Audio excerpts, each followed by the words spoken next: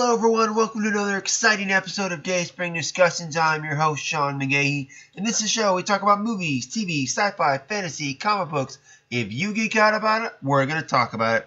You can listen to Dayspring Discussions on iTunes, YouTube, Podomatic, and Patreon, and contact Dayspring Discussions on the Facebook group, Twitter, and dayspringdiscussions@gmail.com. Well, happy Tuesday, everyone. We are in the countdown now. 2 days until Star Wars The Last Jedi is released to the masses.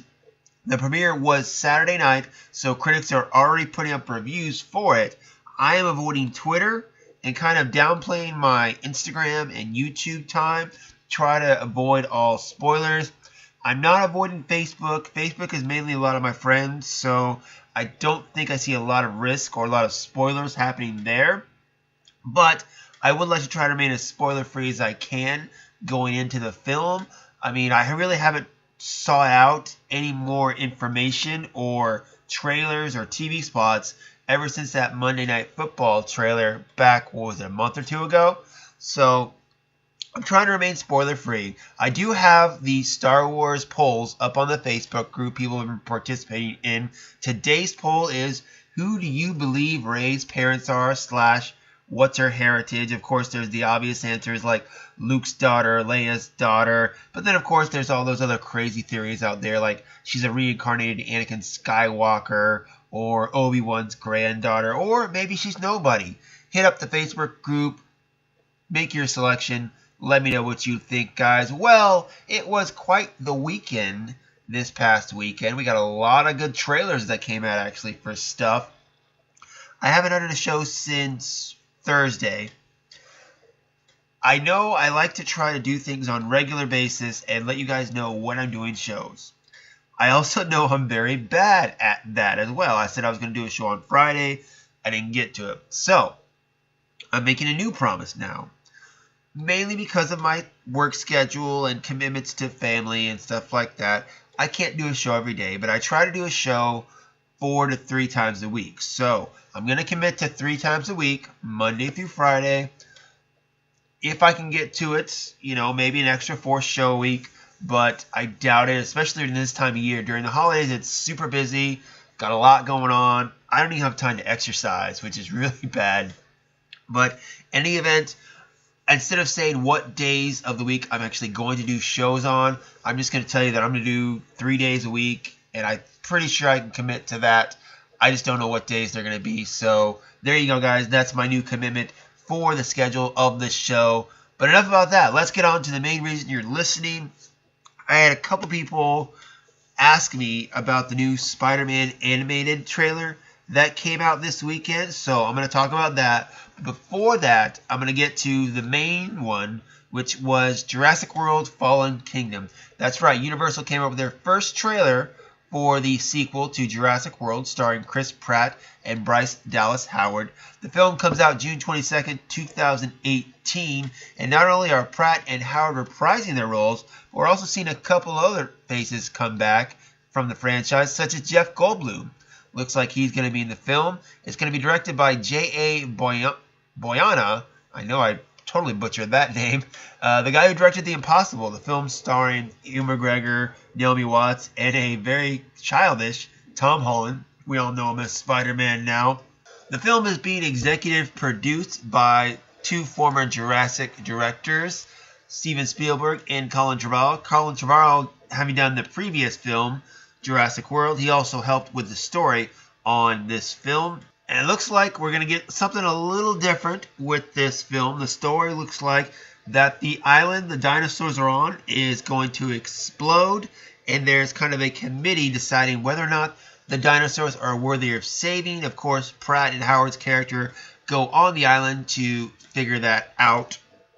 And of course, action ensues. I'm sure people are going to get eaten by dinosaurs, people are going to die, etc., etc. That's what you would expect from a Jurassic film. When people used to ask me what movie scared me the most as a kid, it wasn't films like It or Boogeyman or whatever. It was Jurassic Park, actually. When I was a kid, I loved the film Land Before Time. Cute dinosaurs just trying to find their way home. And then I went and saw Jurassic Park, and it scared the crap out of me. Dinosaurs, very real looking, eating people, totally scare the crap out of me. So the Jurassic franchise, I wouldn't say I'm a huge fan of. I know that Jurassic Park does have its spot in film history. I recognize it was a monumental film. The other ones that followed, not so much. It was just basically people getting eaten by dinosaurs. I mean, how many times can you do the same shtick and make it entertaining? With Jurassic World, though, it was a little different. It wasn't just that. It was a different storyline. The park had been fully realized. They were even doing genetic tests to make new dinosaurs, so they had a little bit of a twist on it. So I accept that. Plus, Chris Pratt, very entertaining, very charismatic. Anything is in, I love, because he's just such, fun to watch. Kind of like Will Smith in like the late 90s or so. Just, very, very good on screen, and, you can't help but watch him. So that film, while I found it entertaining, I didn't love it, but I recognized that it was a rejuvenation for the franchise. This film, from what we saw from the story, I think, again, has a little bit of a twist to it, because you're talking about creatures and their preservation.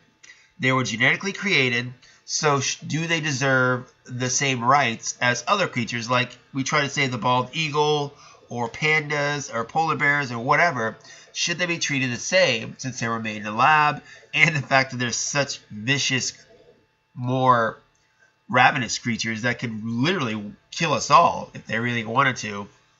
That's kind of the story it looks like this movie will be posing. We got another dinosaur, looks like, that was attacking the global ball mobile thing. I don't even know what the hell that thing is. But in any event, I am somewhat interested, but I've never expected a lot from this franchise. So to say I'm excited is kind of an overstatement. In any event, we do get Blue back. Blue and Chris Pratt's character, I think it was Evan, is it? I don't remember. They had that little relationship in the first film.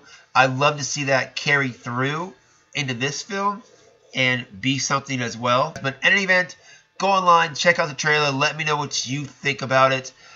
It could be good, If the story's there, I think it could be really good. So we'll wait and see. Okay, moving on to the next topic for today. Sony has released the first trailer for their upcoming Spider-Man animated movie that is set to be released next December 14th to be exact, titled Spider-Man Into the Spider-Verse. Now, this is the first major motion picture Sony Animations has put out with Spider-Man in it. And in this one, we're not getting Peter Parker. We're getting another young man by the name of Miles Morales. Comic fans may know Morales. He was created in 2001 by Brian Michael Bendis and Sarah Pichelli in Marvel's Ultimate line of comics. He then, in 2015, went over to the regular Marvel Universe and lived side by side with Peter Parker in Marvel Comics. He's also joined several groups such as the Avengers and the Champions. And to be honest, this trailer I was a little underwhelmed by. I know it's animation, I know it's action and superhero animation, but I really wasn't that good. I don't think the animation in this trailer was really that good, although I don't know really what to expect. I guess you could say, compared to other animated movies like Pixar, yeah, but the film's still a year away. Why do you really need to promote this thing that far in advance? 6 months is probably the earliest I think you really need to start promoting a film. Doing it a year out, I think it's a little too much. And to me, I feel like the animation, if this is how it's going to be, I'm not a big fan of it. The scene where he's hopping over the taxi cabs and the action scenes, it just doesn't seem that good or what it should be for a Spider-Man major motion picture. Now, let's be honest here, too. The last superhero animated film we got, aside from The Incredibles or Big Hero 6 or something Disney, was Batman Mask of the Phantasm. That was on a major worldwide release, and that was 20 years ago, more or plus. So superhero animated films haven't exactly had a good record when it comes to theaters.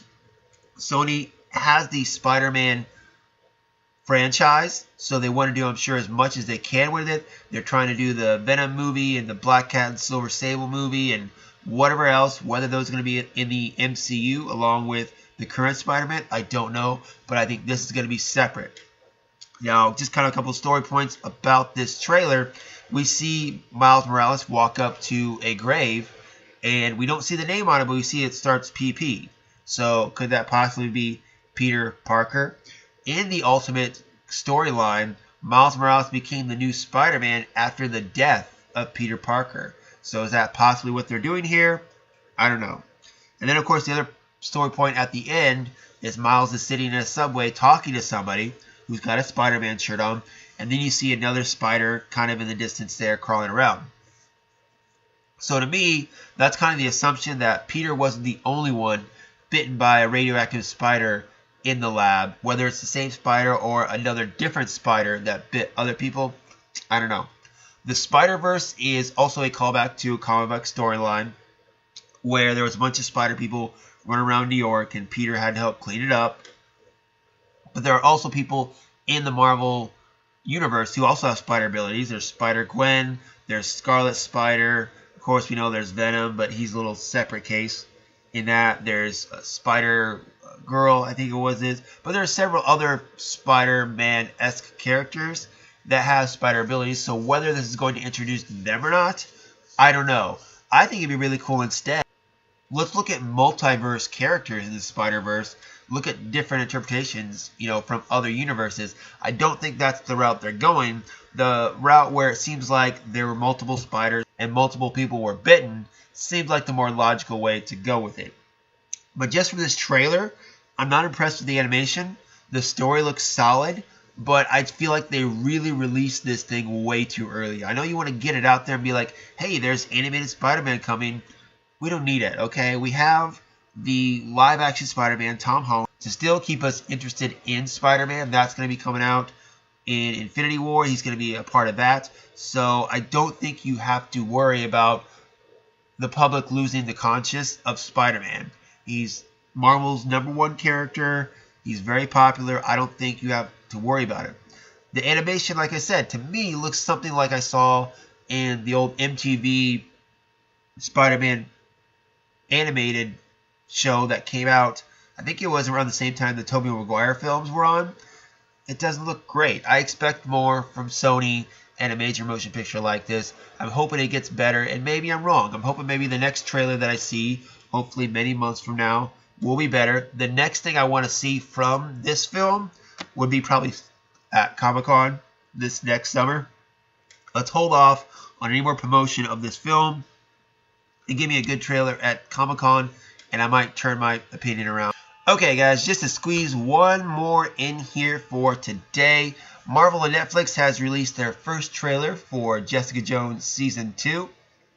Set to come out March 8th on Netflix. We're getting 13 episodes. Kristen Ritter is reprising her role as Jessica Jones. In Season 2, we're going to see Jessica trying to move on from her encounter with Kilgrave in Season 1, but also the whole city knows her as the super-powered killer and kind of look up to her a little bit. But of course, Jessica doesn't want that. She just wants to live her life and be left alone.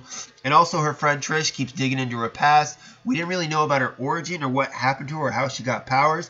Maybe in this season we'll get to see a little bit of that as well. And then of course there's that little funny joke at the end where with great power comes great responsibility, and she kind of shrugs it off there.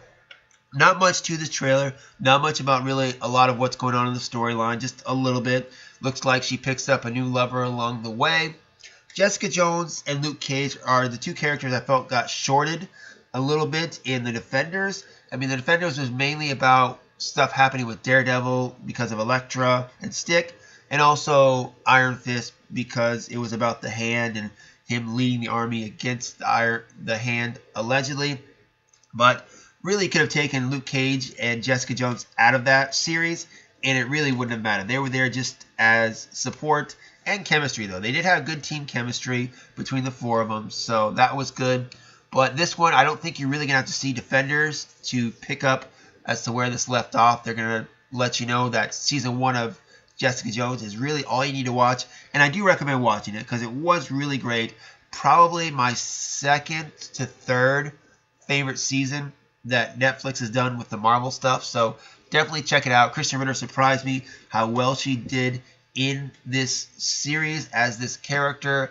Very entertaining. So I'm not really expecting a lot because I'm not big on the character, but season 1 was very entertaining. I'm hoping to get a very entertaining season 2, and we'll see where it goes from there, guys.